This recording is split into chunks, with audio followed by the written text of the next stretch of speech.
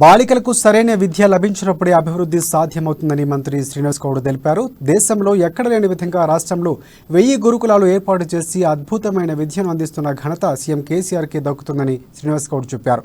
మహబూబ్ నగర్ జిల్లా క్రీడా మైదానం సమీపంలోని గిరిజన బాలికల వసతి గృహంలో ఏర్పాటు చేసిన కంప్యూటర్ ల్యాబ్ను మంత్రి ప్రారంభించారు.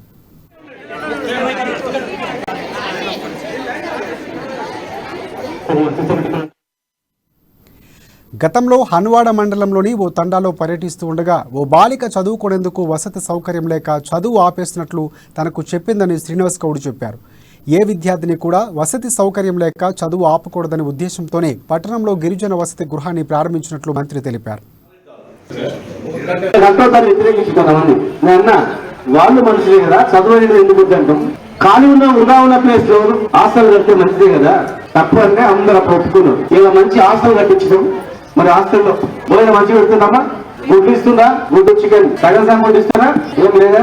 మంచి పోషక పదార్థాలు, గుడ్లు, చికెన్, అన్నం మంచి తినండి, మంచిగా చదువుకోండి.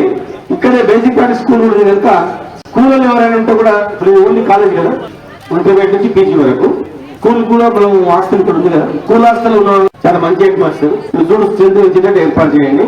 అంతా వ్యతిరేకించుకున్నామని నేను అన్నా.